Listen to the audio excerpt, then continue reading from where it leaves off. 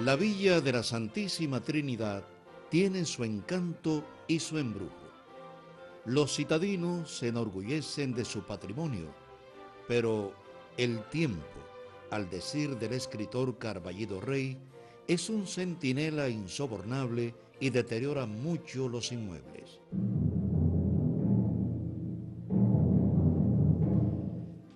Múltiples han sido los esfuerzos de la Oficina del Conservador de la ciudad y del Valle de los Ingenios por mantener el perfil y conservar los detalles coloniales de sus palacetes y casas domésticas. Pero el deterioro se adelanta mucho a las posibilidades reales de restauración de la oficina. Y por estas razones se le permite y apoya a los particulares que emprendan por esfuerzos propios la reparación de sus viviendas. La casa de la calle Real del Jigüe, número 45, perteneció al sargento mayor Martín de Oliveras, aunque en otros textos aparece como propiedad de su hija, doña María de Olivera. Fue terminada en el año 1750 y a lo largo del tiempo ha tenido múltiples transformaciones y ahora el arquitecto Lázaro Morgado, su nuevo propietario, ha emprendido la restauración por esfuerzos propios.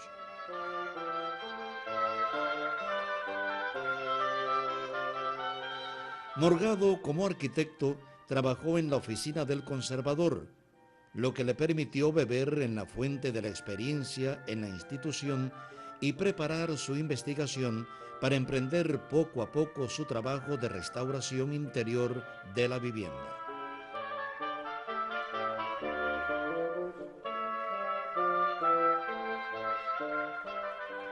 La casa, al igual que la ciudad, ha evolucionado como un organismo vivo a lo largo del tiempo. La planta original se ha ido acomodando a las diferentes circunstancias y necesidades domésticas, de manera que las soluciones espaciales marcaron distintas tipologías de lenguaje arquitectónico. En el siglo XX se alteraron algunos espacios que actualmente se han restablecido por el arquitecto, basándose en investigaciones documentales y arqueológicas. Por tanto, la casa hoy ofrece un aspecto que se acerca más a su conceptuación espacial original. Ahora, con su trabajo de investigación y su propuesta de restauración, ha tenido que enfrentar varios retos para mantener y preservar el inmueble en el entorno urbano insertado en la Plaza Mayor Trinitaria. El primer punto a resolver era la costumbre colonial de cubrir el suelo con las llamadas losas bremesas, que se obtenían del lastre que usaban los navíos para venir a Cuba a comerciar. En la actualidad, esas piezas no existen para la construcción. Tratar de que si no se podía conservar o ofrecer todos los elementos originales, los que se adicionaran, que se ajustaran a la estructura, a la forma, al color y todas las condiciones de los códigos antiguos. Como por ejemplo el piso.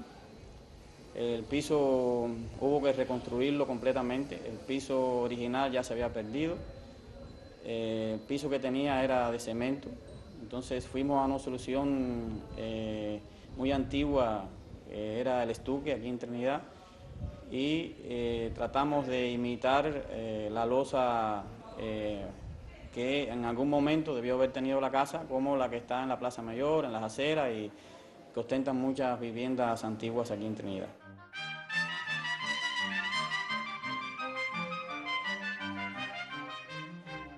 El doctor Eusebio Leal, historiador de La Habana, visitó la villa a propósito del aniversario 22 de la Declaración de Trinidad como Patrimonio de la Humanidad. Se refirió a que el país no puede solo asumir la restauración y reconstrucción de muchos inmuebles particulares y que algunos propietarios han emprendido de manera sabia la conservación de algunas partes de las ciudades patrimoniales. Yo creo que hay dos cosas que no me llaman la atención porque las conocía, pero sí me interesa mucho recalcar. Primero, la voluntad que existe en las autoridades, en el conservador, de poder llevar adelante su tarea de ordenar, de organizar, de hacer obras fundamentales en lugares fundamentales. Y también la participación de la comunidad, que a través del alquiler de sus casas, que a través del trabajo por cuenta propia, está realizando ya con anticipación y ahora más todavía un gran aporte a la habitabilidad de Trinidad. Un gran aporte. Yo diría que hoy esas cientos de personas que alquilan sus casas han logrado contribuir y apoyar la gestión del turismo.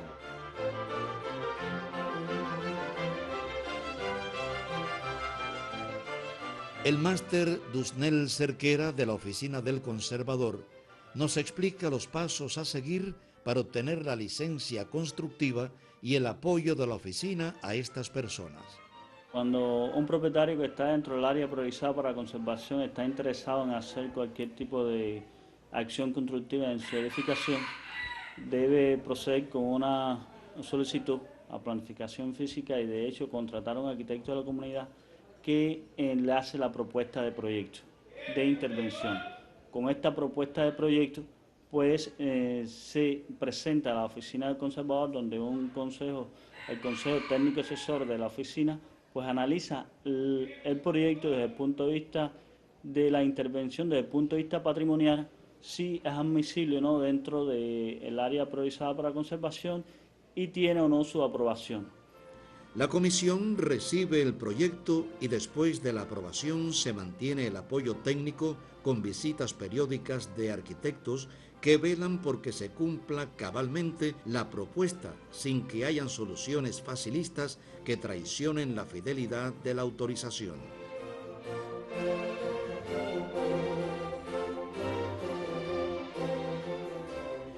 La estructura de la casa se alza sobre horcones de madera que sirven de soporte al techo y también servían para enmarcar los vanos de las puertas. Las paredes son de mampostería que en aquella época consistía en piedra bruta, no labrada, aparejada en un mortero a base de tierra roja y cal. Las puertas y ventanas de madera se presentaban con tableros largos moldurados en unas líneas sinuosas, incisas que manifiestan la influencia incipiente del barroco en la villa. Se conservan originales 2 puertas y las demás tratan de mantener la misma solución.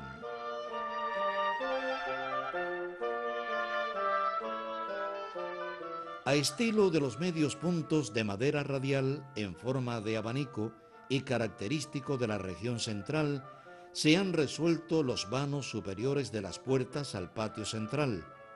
De esta manera, el arquitecto delimita formalmente las 2 épocas de la casa.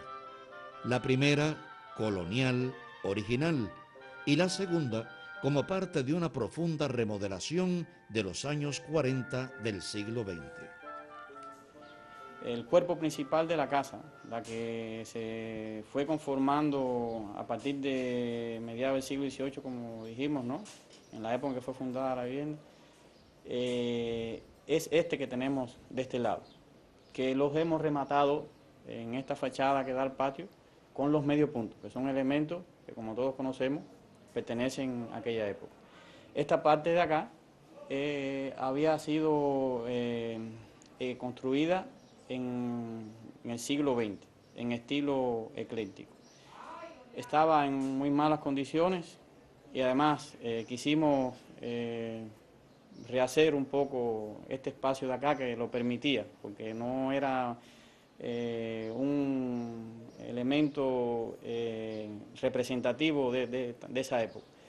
Entonces, lo que sí decidimos reconstruirlo en el mismo estilo ecléctico en que se había hecho originalmente. Los techos de la casa fueron de armadura. Incluso existen 2 partes tirantes que identifican la época colonial y la adición de otros techos posteriores indican soluciones constructivas que sustituyen la variante tan abusada del techo de hormigón que resulta anacrónico en el entorno colonial de la ciudad. Morgado no renuncia al techo plano, pero lo resuelve de viga y tabla que se ajusta más a las tipologías de estas casas y del entorno. En esta casa se ha logrado conciliar perfectamente los requerimientos, las exigencias, los elementos del monumento antiguo y al mismo tiempo adaptarlo a una vida actual con todos los requerimientos de la vida actual y con todas sus necesidades. Por supuesto, la persona que ha hecho esto es un arquitecto informado, una persona sensible, una persona con gusto, una persona que tiene. Pero es que eso no es tan difícil. Es decir, eso es posible y en ese sentido me parece importante que esta casa pueda servir de ejemplo de que sí se puede adaptar un edificio histórico manteniendo sus calidades históricas y al mismo tiempo a los requerimientos actuales. La labor del arquitecto Lázaro Morgado, apoyado y supervisado por la Oficina del Conservador de la Ciudad de Trinidad y del Valle de los Ingenios, es un ejemplo del diálogo del estudio y de la experimentación que se pueden lograr entre las instituciones y los proyectos autónomos. Morgado ha sabido restaurar en el estómago urbanístico. Con ello prueba que las necesidades modernas no son incompatibles con los principios más rigurosos de la restauración de monumentos coloniales. Lázaro Morgado nos ha legado su experiencia y a la vez ha preservado nuestra historia.